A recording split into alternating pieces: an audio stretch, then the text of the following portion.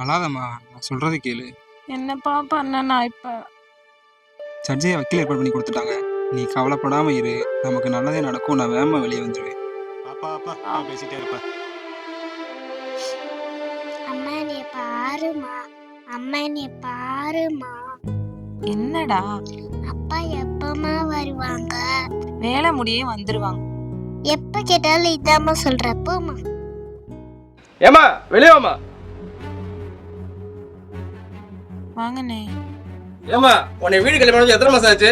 உன் புருஷன் ஜெயிலுக்கு போனதுக்கு அப்புறம் உன்னை வீட்டுல தங்க விட்டது பெரிய விஷயம். இது வாடகை வர தரல. உனக்கு ஒரு வாரம் நிறையா, அதுக்குள்ள உன் சட்டி முடிச்சு அம்மா எடுத்து கிளம்புறேன். நிஜமாவே அப்பா ஜெயிலுக்கு அம்மா போயிருக்காங்க. ஸ்கூல்லயும் அப்படிதான் சொல்றாங்க.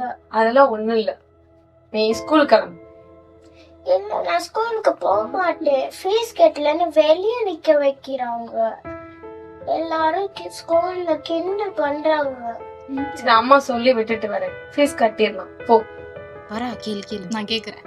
என்னம்மா ஹவுஸ் ஓனர் காலையில வந்து கத்திட்டு போனாரு, எப்போதான் இந்த வீடு காலி பண்ணி போறீங்க? வேற வீடு போறதுக்கு அட்வான்ஸ் பணத்துக்கு என்னக்கா பண்றது? ஜெயிலுக்கு போன பொண்டாட்டின்னு வேலை கூட கொடுக்க மாட்டாங்க. எப்பதான் வருவா உன் புருஷன் ஜெயில இருந்து? பிள்ளைங்களை ஸ்கூல்ல விட்டுட்டு அதுக்கு தான்க்கா வக்கீலையா பார்க்க போறேன். ஐயா வாங்கம்மா உட்காருங்க.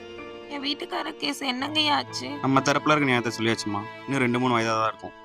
இது வரைக்கும் நானா எப்படிங்கய்யா சமாளிக்கிறது? அந்த ஆளு யோசிக்காம இப்படி பண்ணிட்டு போயிட்டாரு. அவங்க வீட்டு ஆளுங்களும் வரல, எங்க வீட்டு ஆளுங்களும் என்னன்னு கூட கேட்கல.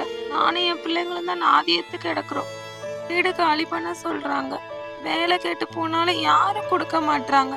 பிள்ளைங்களுக்கு ஃபீஸ் கூட கட்ட முடியல. என்னதான் பண்ண போறேனோ, நடு தெருல நிக்கிறேன்.